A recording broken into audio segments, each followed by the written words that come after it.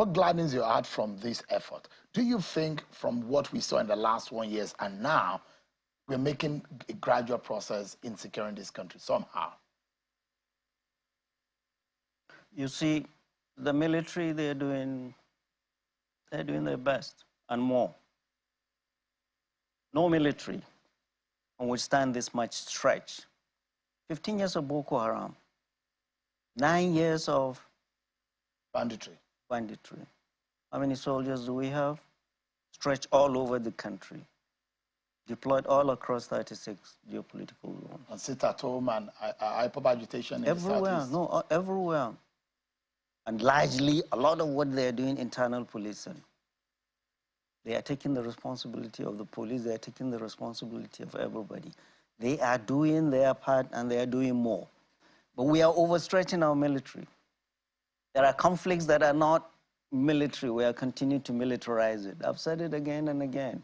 Without the military, you and I will not be sitting here talking and criticizing them. They're doing their part. It's our duty and responsibility as citizens too. We have children, we have younger brothers. All our mates have left the military way high up there. This is our military. Nobody else's military. Without them, we wouldn't be here sitting criticizing. And we salute them for whatever they are doing. We are putting our military, especially in the Northwest and North Central, through difficult things, where everybody should come in. I've said it again and again, the banditry. I know you don't hear me talk about Boko Haram because honestly, I don't know it much. And there are people a lot more qualified, a lot more eloquent than I to speak about that. Banditry is what I have invested time in all this time. We must all come in. We are exposing the military too much in political mess. Banditry has been the political mess politicians are creating and continuing to nurture. We must help the military and all come in. Where the military needs to be, the military needs to be.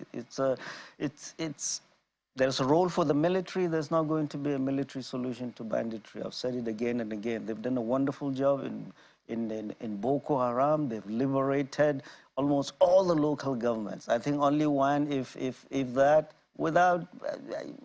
The former chief of defense staff used to tell us when we were doing this job, when we were getting these trained guys out, say, gentlemen, remain focused.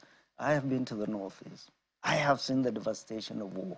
We don't want this in any part of this country. Do your part.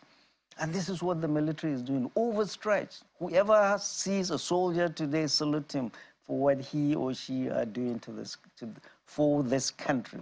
Politicians are not doing their part. They are not. What do you think they should be doing? Politicians?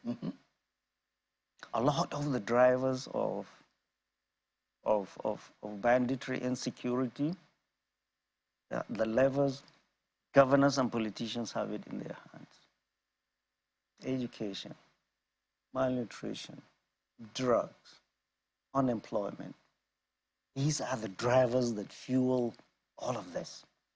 And you're calling soldiers to come and fight this when the politician has it. He's living here as if it is 1999 and sending soldiers to quell, to shoot places where there's no water, where there is no food.